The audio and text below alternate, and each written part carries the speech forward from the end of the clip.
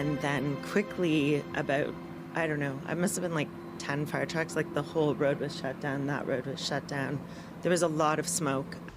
A neighborhood shaken after a fatal overnight fire at a house in the Dufferin Grove area. Yellow tape circling the home as an investigation into the cause continues. Good afternoon. One woman is dead and a man is in critical condition after being pulled from the home. Neighbors are voicing their shock this morning. CTV's Rahim Ladani is live at the scene to bring us the very latest details. Rahim.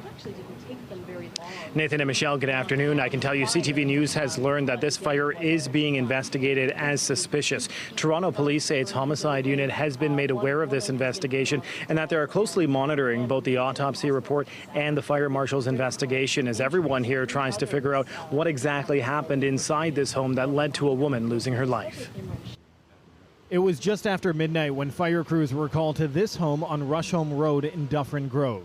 I saw that when I came out from the building, the fire truck and the ambulance, the police, all their car were outside here, and the black smoke was coming out from the home. There's no fire, nothing like that. This security guard who was on shift at the building next door didn't see any flames or hear any fire alarms. No, nothing, no alarm, no sound, nothing came. Officials responded to a one-alarm fire at this home. 2 people were rescued from the basement. However, paramedics say one of them, a woman, was pronounced dead on scene, while a man was taken to hospital in life-threatening condition.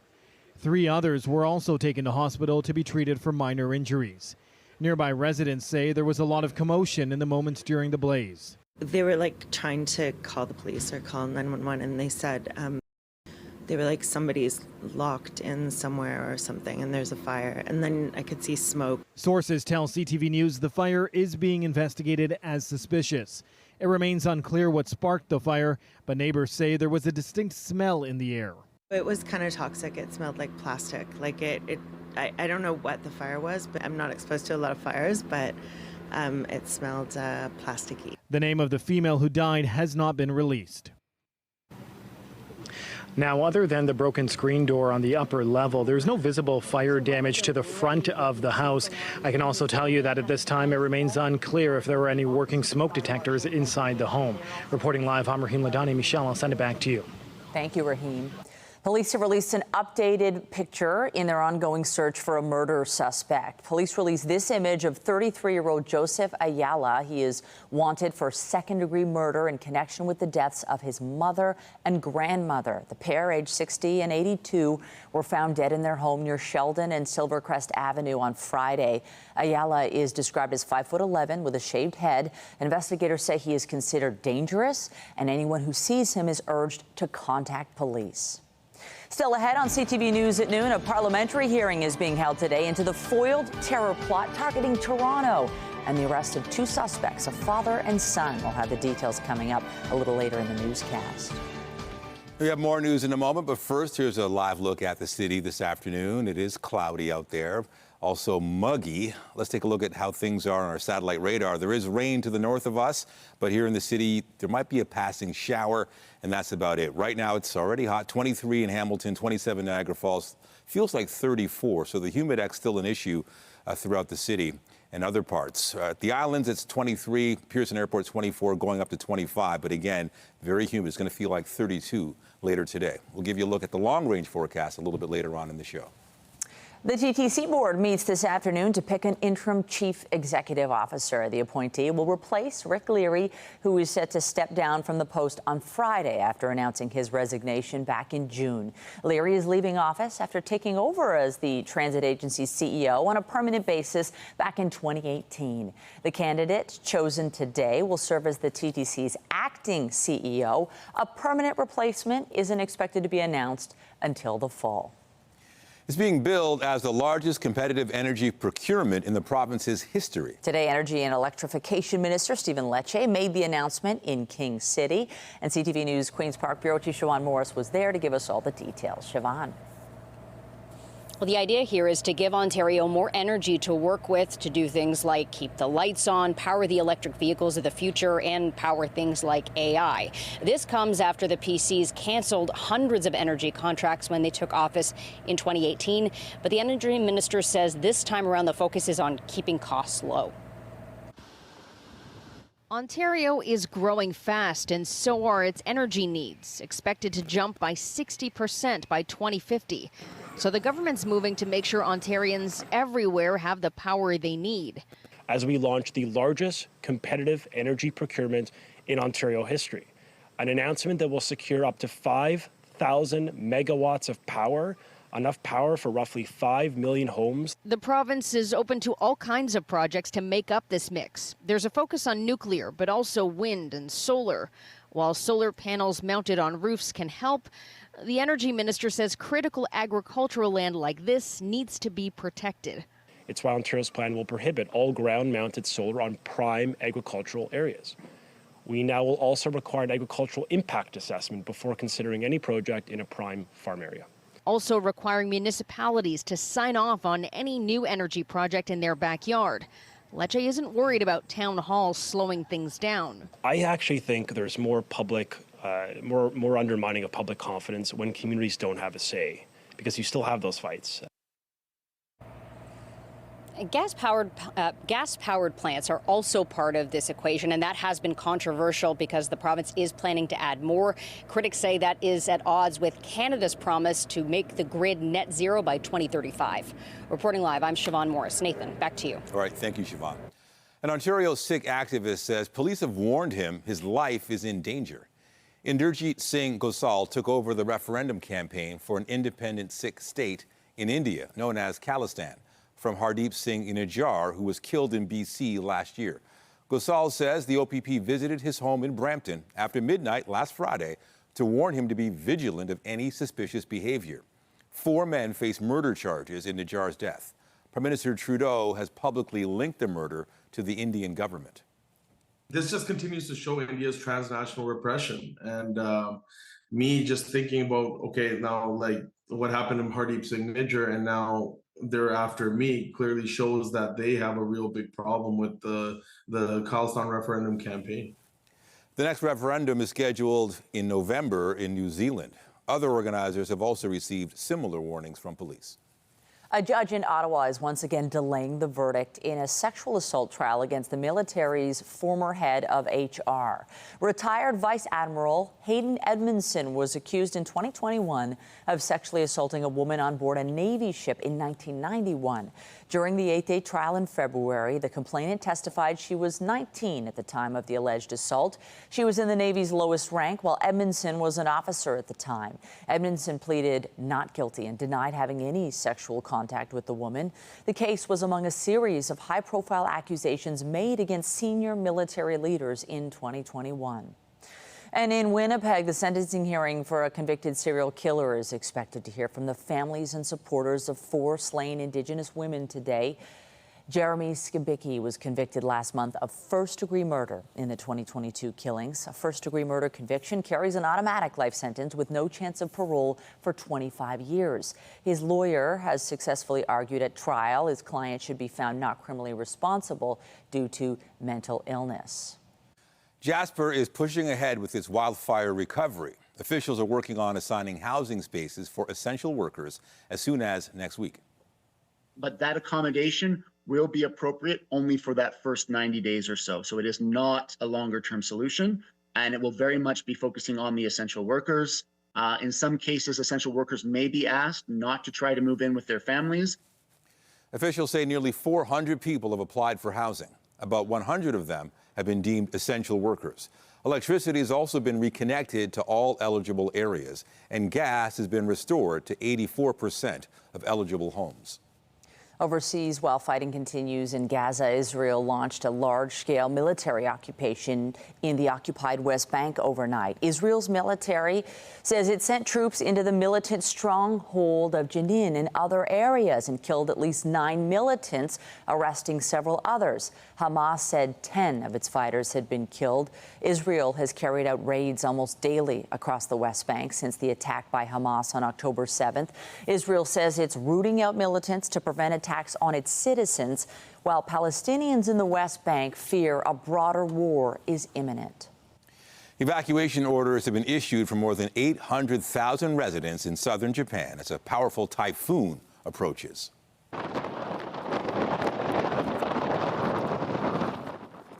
Typhoon Shanshan, packing wind gusts of up to 250 kilometers per hour, is set to strike Japan's southwest over the next few days, before moving inland towards Tokyo this weekend. Many flights and trains have already been canceled or delayed. SpaceX has once again postponed the launch of its Polaris Dawn mission. It is the second delay in 2 days, but this time the issue is unfavorable weather conditions for the crew's return to Earth. The mission aims to carry a 4-person crew of civilians to record-setting heights for orbit around Earth. They're also hoping to conduct the first-ever spacewalk by private astronauts. A new date for the launch has yet to be set. Just weeks after the Olympics, the summer of sport in Paris begins its final chapter with the opening ceremony of the Paralympic Games. More than 4,000 athletes with physical, visual, and intellectual impairments will compete in 22 sports over the next 11 days. Organizers are promising a spectacular show to open the Games, with athletes parading down the Champs-Élysées to the ceremony at the Place de la Concorde. And CTV's Scott Hurst is standing by with the very latest. So, Scott, what can we expect from the Paralympic opening ceremony? Nathan, we can expect quite a spectacle once again, as the same team that brought us the Olympic opening ceremony is also behind the Paralympic opening ceremony, as now this is set to begin for the next 11 days of the Paralympics. And just like the Olympic opening ceremony, it will also be quite unusual as opening ceremonies go, and it'll break from the norm. Of course, it won't be in the traditional stadium setting, as up until the Paris opening Olympic ceremony, this has never been done before. However, we won't see athletes going up and down the River Seine like we did for the Olympic opening ceremony. This time, as you mentioned, they'll be parading down the Champs-Élysées. So they'll be through the heart of Paris once again, not in that traditional stadium setting. More than 4,400 Paralympians from more than 184 nations will take part in the festivities as the Paralympics, Nathan, kick off today and will continue for 11 more days. It's always exciting to watch. So how big is Team Canada? 126 athletes will don the red and white, and they'll compete in 18 different sports. So quite a big contingent for Team Canada. And we now know who our Paralympic opening ceremony flag bearers will be. And there is a lot of Paralympic experience between the two of them. And they include wheelchair basketball athlete Patrick Anderson from Fergus, Ontario, as well as Newfoundland's Katarina Roxon. They'll be our flag bearers. And for Anderson, he is competing in his 6th Para Games, and for Roxon, she is the first Canadian female para swimmer to compete at 5 Paralympic Games. Here's more from Josh Vandervee's co-chef de mission for Team Canada. The feeling on this team is just that we're ready. We're ready for the first games post-COVID, where the crowds are going to be there. We're ready to march down the Champs-Élysées from the Arc de Triomphe to the Place de la Concorde today. It's going to be incredible to be out there on the world stage. And you heard him talking about the last Olympic Games, of course, without any fans because there were still COVID restrictions. And during the last Paralympic Games in Tokyo, Canadian athletes took home a total of 21 medals, including 5 golds. So just like our Olympic team a few weeks ago, setting a new high water mark for medals, the Paralympic team is also looking to do the same thing, Nathan. All right, CTV's Scott Hurst on the Paralympic opening ceremony, which begins today. Thank you. Thanks, Nathan. Well, today marks 1 month since the RCMP foiled an alleged terror plot targeting Toronto and arrested 2 suspects, a father and son. The public safety minister faced questions from a parliamentary committee this morning about how the accused came to Canada and why they weren't stopped sooner. The security services, CBSA, CSIS, and the Immigration Department did all of the existing security checks and the normal security checks, and including biometrics by the RCMP on a number of occasions. And there was, at the time that those decisions were made, no information that would have come to light to trigger what happened earlier this spring in terms of CSIS's investigation. 62-year-old Ahmed El Didi and 26-year-old Mustafa El Didi were arrested July 28th at a Richmond Hill hotel when police alleged they had advanced plans for a serious violent attack somewhere in Toronto.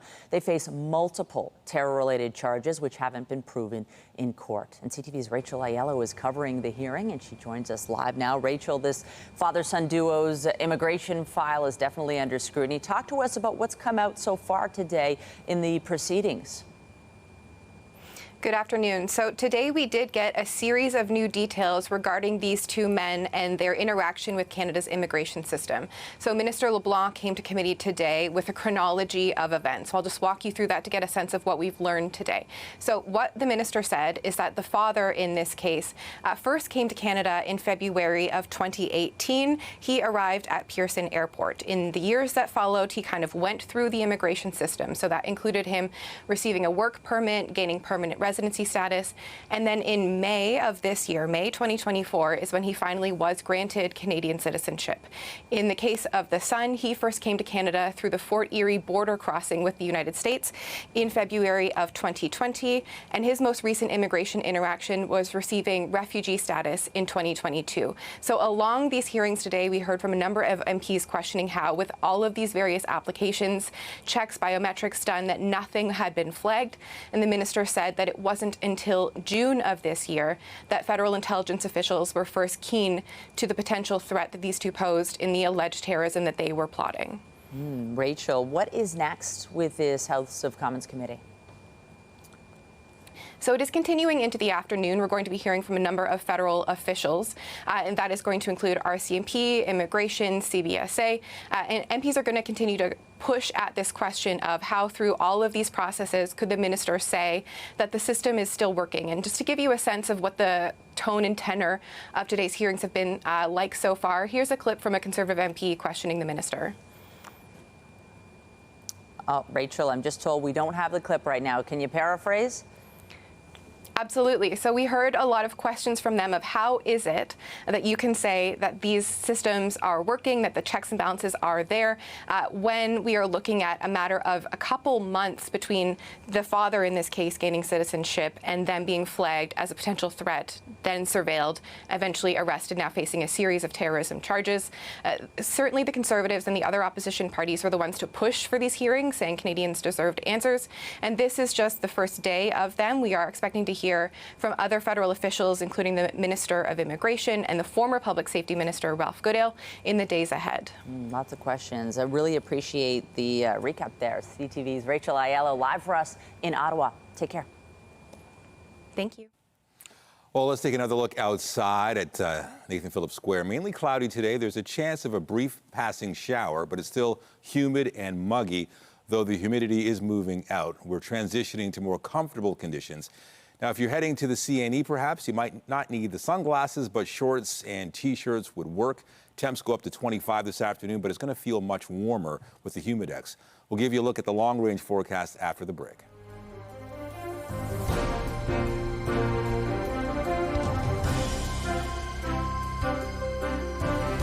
Well, we've reached the midweek mark, and I sure noticed a difference out there in terms of the temperature.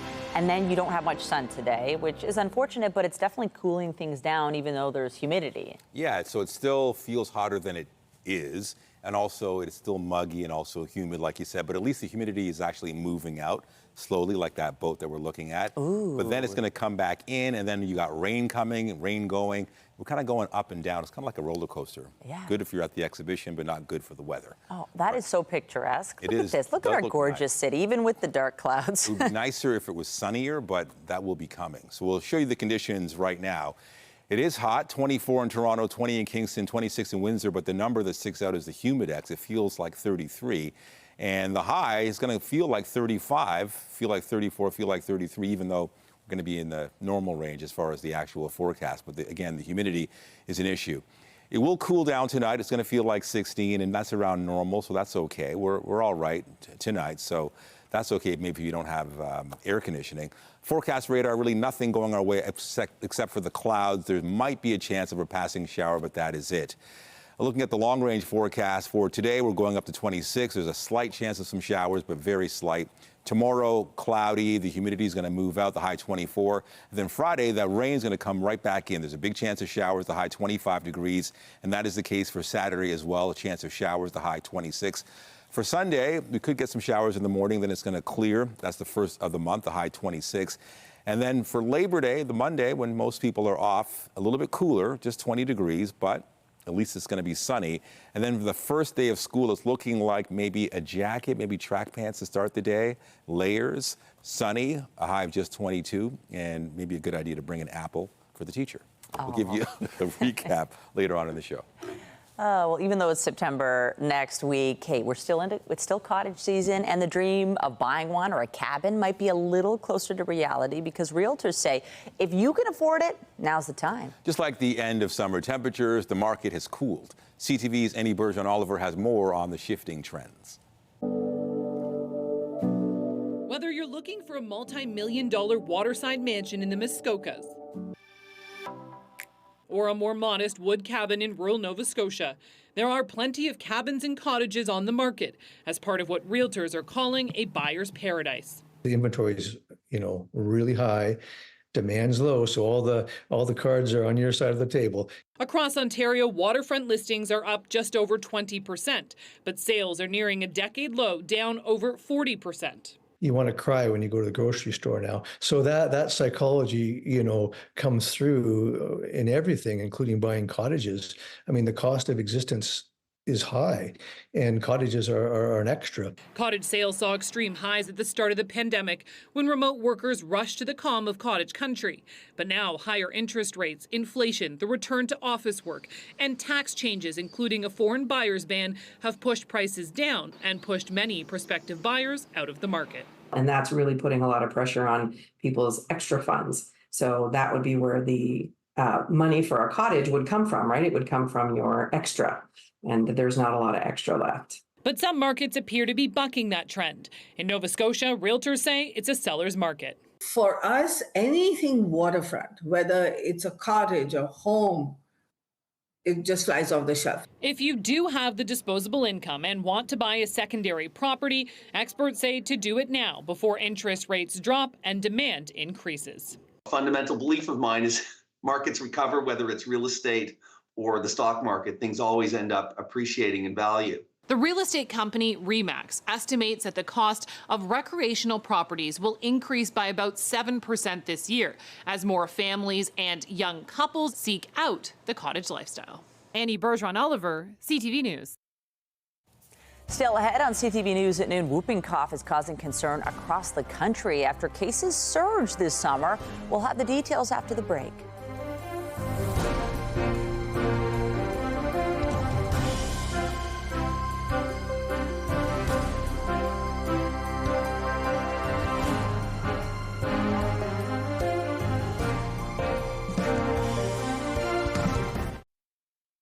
The number of whooping cough cases across the country has doctors concerned. And Toronto Public Health has issued a warning about a surge here this summer. CTV's health reporter Pauline Chan has the details. A statement from Toronto Public Health today said, as of August 27, 2024, there have been 99 confirmed pertussis cases in Toronto, more than double the 5-year pre-pandemic average of 31 cases for the same period. We've been monitoring this over the summer, and we first detected an increase probably around the end of June, and then we've continued to see an increase over the summer, very similar to the other jurisdictions. Last week, New Brunswick, which usually sees 34 cases of pertussis or whooping cough a year, reported 141 cases so far in 2024. Quebec has seen more than 11,000 cases. Pertussis begins with cold-like symptoms. But what happens is about 1 to 2 weeks into the illness, you get these coughing fits that really progress and last for up to 1 to 2 months. So it has this course of being a very long cough. Sometimes it's called the 100-day cough. Public Health adds, pertussis is a highly contagious and vaccine-preventable infection that can cause severe illness in infants, young children, and pregnant individuals.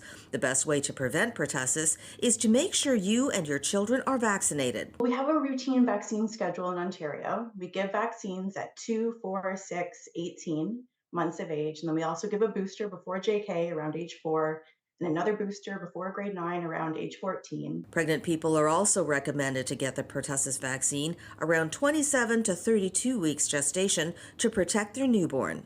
Check with your family doctor first if you're unsure of your child's vaccinations. We know many people don't have a family physician, but there's public health clinics all over the province of Ontario where people can go to ask questions, and if they're not up to date, they can receive an immunization for this. Pauline Chan, CTV News. We have breaking news this noon hour and an update in the murder investigation of a Markham realtor. A Canada-wide arrest warrant has been issued for a suspect in the case.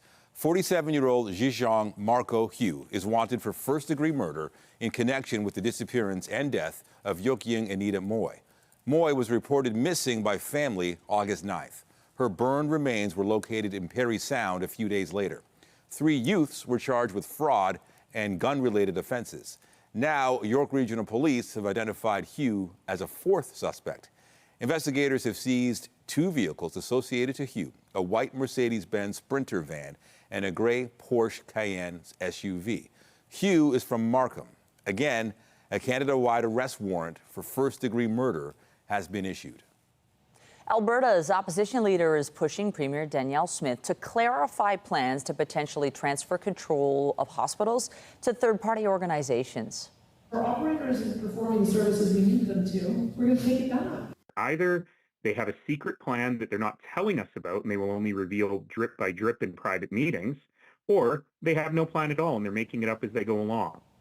Premier Smith has accused Alberta Health Services of failing to rise to the challenge during COVID and has been working to replace it with other agencies in areas outside of acute care in hospitals. But critics say these new comments suggest a broader reformation is in the works and an increased role for a faith-based public provider could lead to less access to certain types of care. As Ontario implements changes to its addictions treatment strategy, BC's government is launching a phone line to provide same-day access to opioid treatment. The Opioid Treatment Access Line is a provincial phone number that anyone can call to get assessed and get connected to treatment. The confidential and free service can connect people in need with a team of trained doctors and nurses who are available 7 days a week. They'll be able to prescribe life-saving treatments that can reduce the risk of overdose in drug users like naloxone to prevent withdrawal symptoms. Growing concern over a rare mosquito-borne virus called Triple E. At least 1 person has died in New Hampshire, and new measures are being put in place in neighboring Massachusetts to try and stop the spread. CTV's Paul Hollingsworth has the details. Infectious diseases specialist Dr. Lisa Barrett is not surprised Massachusetts is taking the Eastern equine encephalitis threat seriously. It has a high fatality rate. Dr. Barrett says there is no human vaccine. The death rate is between 30 and 50%. It only takes a mosquito bite to catch the Triple E virus, and it can't be spread from human to human. Symptoms appear within 10 days of infection. Fever, headache, changes in how you're thinking, sometimes some diarrhea, sometimes some people can feel some muscle aches. According to the Public Health Agency of Canada, there are currently 6 reported cases of the Triple E virus in horses in Canada, but none in humans. Health officials in Massachusetts believe the flare-up could be linked to the recent hot weather. Likely climate change effects like a warming temperature, changes in migratory bird patterns, and changes in precipitation activity as well. In these areas where there are high levels of concern regarding the spread of Triple E virus, Dr. Barrett says people should minimize their outdoor activities after dark because the mosquitoes that typically carry the virus are nighttime mosquitoes. In places where the risk is high, Dr. Barrett advises people to cover up, wear lots of insect repellent, and avoid areas with water. Mosquitoes hang out in big areas of water. So if you've got a bucket of water or watering cans around in your backyard, get rid of those. Dr. Barrett does not yet have major concerns the virus could spread to Canada, but she does say the situation in Massachusetts should be watched closely. Paul Hollingsworth, CTV News, Halifax. Kids in Toronto are heading back to class in a matter of days, and this year there are new rules on how and when to use their phones. Kids in grade 6 and under have to keep their phones off and out of view during the entire school day or have it taken away and stored by a teacher. For students in grades 7 to 12, phones aren't allowed during instructional time.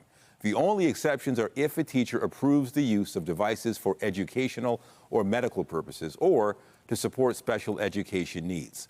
The new policy also requires school boards to restrict access to all social media platforms on school devices and networks. Get Toronto's top stories, breaking news alerts, and watch live. Download the CTV News app. A new report shows new home sales in the GTA hit an all-time low last month. The Building Industry and Land Development Association says 654 new homes were sold in July. That is down 48% from the same month last year and 70% lower than the 10-year average. Benchmark prices for both single-family homes and condominiums decreased in July compared to the previous year, and condo prices fell 6% to just over $1 million, while the price for a new single-family home slid 5% to roughly $1.5 million. For more on this, we're joined by Justin Sherwood with the Building Industry and Land Development Association. Justin, thanks for joining us. What do you make of these latest numbers? And from your perspective, what's going on here? Well, thank you very much for having me. In terms of July sales, I think you accurately indicated they're some of the lowest numbers that we've seen in the 24 years or so that we've been tracking sales for condominiums as well as new homes. It's primarily being driven, obviously, by the interest rates, with buyers sitting on the sidelines waiting to see what's going to happen with the long-term trend for interest rates. This is certainly a moment in time where it's safe to say all levels of government are on board and on a mission to get homes built. Are you concerned about where things are going? What are your thoughts? Absolutely. What we're really seeing is the inventory level is fairly stable. Months of inventory are increasing, but that's just a factor of actually lower sales. And so what we're really concerned about is housing starts typically lag sales by anywhere from 6 months to a year and a half. And what we're concerned with is as construction slows down, right when interest rates start coming down and buyers return to the market, we're going to find ourselves in an unhealthy imbalance between ramping up demand and not enough inventory. And that, of course, leads to price appreciation. And maybe you're talking about construction slowing down. That's troubling when you consider that we do want to get people into homes and condos and that sort of thing. What's going on behind the scenes there? Well, it really is, as I indicated, a factor of we've seen hard costs for construction remain persistently high. We've seen sales slow down or pre-construction sales slow down. And so really what you're seeing is construction starts slowing down. And as we all know, we're trying to increase housing supply because we have tremendous population growth and there is a lot of pent-up demand. And if we're not able to increase housing starts and construction, we're going to continue to be in a persistently tight housing supply situation for the next few years. So from your perspective, where do we go from here? How do we improve this situation? Well, we've been talking with governments, obviously. There's a need for governments to step in. They have a number of levers that they can use to help address some of the persistently high costs, addressing development charges, making it easier and quicker to get approvals so we can actually get the housing built, addressing the HST on new homes. There are a number of factors and levers that governments can address fairly quickly that would help ameliorate the situation. And it's almost September. We're anticipating another interest rate cut. What do you think that'll do? I think as the interest rate cuts start to pile up, we're going to start seeing prospective new home buyers return to the market, and we're going to start to see a return to normal. But as I said, the big concern here is that starts lag sales, and so we really need to get the starts going at the same time. Justin Sherwood with Build. Thank you so much for your time today. Appreciate it. Thank you very much. In other news, Toronto Police Superintendent Stacey Clark has been demoted. It comes after Clark pleaded guilty to 7 misconduct charges. CTV Sean Leithong is live at Toronto Police headquarters with the latest. Sean. Well, Nathan and Michelle, Clark has been demoted for a period of 24 months, and then she can reapply. She's been demoted to the rank of inspector. Now, this dates back to 2021 during a promotional process where several of her mentees were given questions that would be in the interview process, questions that were photographed and transferred over the WhatsApp application, essentially giving these 6 officers who were applying for promotion a leg up in the promotional process. The tribunal reaching their findings this morning beginning at 10 o'clock and taking quite a considerable length to read out what the decision was. Now, Clark's lawyer had actually been calling for a 1-year demotion and then an automatic reinstatement, whereas the lawyer for the Toronto Police had been focused on a 24-month 2-rank demotion. So the tribunal fell somewhere in the middle here. Now, one mitigating factor that they talked about is that now former Superintendent Clark had taken accountability for her actions, saying it was a momentary lapse in judgment, saying she felt a considerable amount of strain for a lack of change that had been happening within the Toronto Police Service. And they said they did take those factors into account while also looking at precedent, the lived experience of herself, and also taking into account the effect this has actually had on those 6 officers. Now, you understand now she had been giving them a leg up. Those 6 officers themselves have had disciplinary action taken against them. And the adjudicator in court saying, in fact, today that these officers, in fact, had no choice in participating in this process, in fact, and has hurt their careers single-handedly based on her actions. Many of the people who reacted afterwards, people from the local Black community, saying that they did not feel this was justified. They felt like this was far too harsh a punishment. There's been other officers who have done far worse and not getting nearly as much and experiencing a lot of frustration, believing that Stacey Clark is being given a very harsh sentence because, in fact, she is Black. Also, the fact that she can reapply and won't be automatically reinstated to her rank as superintendent. They see that as a forever sentence, that she will never once again be able to reach the rank of superintendent. In fact, this will be a permanent demotion. Of course, we'll stay on this and have more coming up at 5 and 6 o'clock, but for now, I'll throw it back to you inside. Appreciate the update, Sean. Thank you. We've done stories recently on Canadian tourists being scammed, taking taxis while they were on vacation in places like Mexico and the Dominican Republic. But taxi scams are also happening right here in the GTA, and they often involve criminals who are using fake taxi signs. CTV's Pat Foran has more in this Consumer Alert. The Tina Turner musical had sellout crowds last month in Toronto, with many people visiting to see the show, including Leanne Beauchemin of London. After the musical, she and her friends went outside the theater to hail a taxi. There was a black sedan cab parked right there, had on the top of it taxi. Beauchemin's group only needed a short ride to Union Station. $7 for the fare. And I said, okay, I'll give you 10 in cash. And he said, no cash, just debit. Reluctantly, she paid with her debit card and thought everything was fine. But the next morning when she went to use her card, she saw it had been switched, and there had been multiple scam charges adding up to almost $7,500. It was terrible. It was just horrific. The Canadian Taxi Association blames an increase in scams on generic taxi signs being sold on websites like Amazon. With them, criminals can pretend to be taxi drivers. A red flag is when they won't accept cash. Taxi drivers actually want cash and do accept cash. The association has asked Amazon to stop selling the signs for public safety reasons, but the company says it's legal to purchase them. Before entering a cab, check to make sure it's a properly licensed taxi. Look for branding. Look for a plate on the back of the car. Look for a number on the side, whether in the front fender or the rear fender. Beauchemin is still hoping she'll get her money back. We are victims here. She is a customer with Bank of Montreal, and a spokesperson told CTV News, "We immediately reviewed this matter after our customer was in contact with us, and it has now been resolved as part of our regular process." Beauchemin was refunded her $7,500 and is thankful for the chance to warn others. Thank you, CTV News, for your time, and I really appreciate you taking this time to share this important story. Pat Foran, CTV News.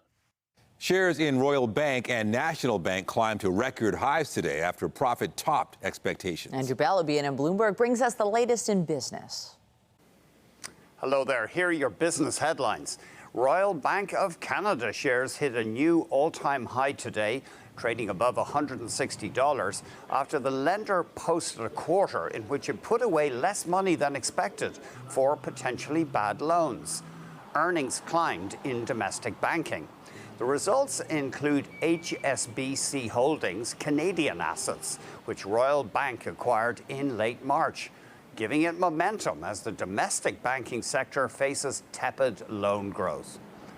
And National Bank of Canada shares also hit a record high. They jumped 5% to trade above $125.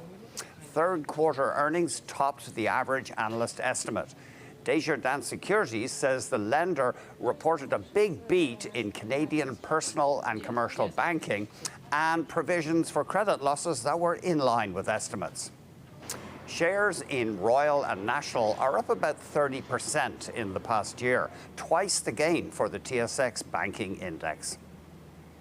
And finally, oil slipped for a second day, with West Texas Intermediate dropping below $75 US a barrel, despite political risks in the Mideast and a threat to supply from Libya. Wall Street banks, including Goldman and Morgan Stanley, have cut their price forecasts for next year. Some cite a dour economic outlook in China and the switch to electric vehicles. That's the latest in business. I'm Andrew Bell of BNN Bloomberg. The Blue Jays were looking for a sixth straight win when they took on the Boston Red Sox last night. And in the air to right center, hit well.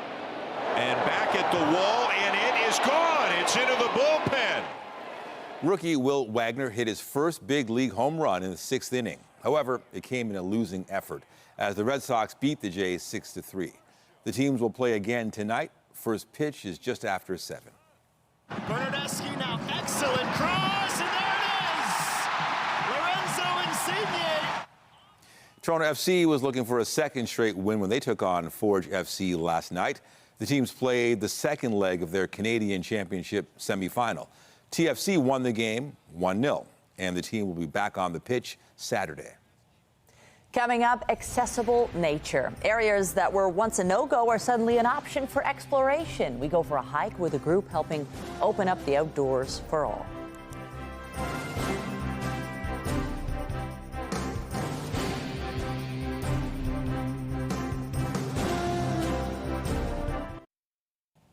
It's proof that living with a disability doesn't have to come with limitations. A mother's efforts to break down barriers for her son are also helping others take in the beauty of nature. CTV's Beth McDonnell has the story.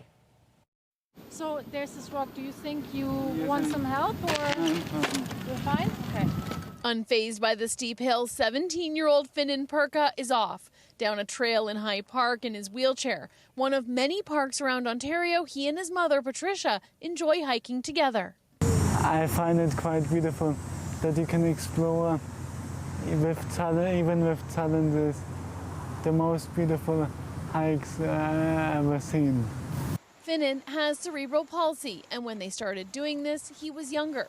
Patricia began needing help, and in an effort to keep making hiking accessible, she started a group on Facebook called Wheelchair Hikers and Supporters Ontario.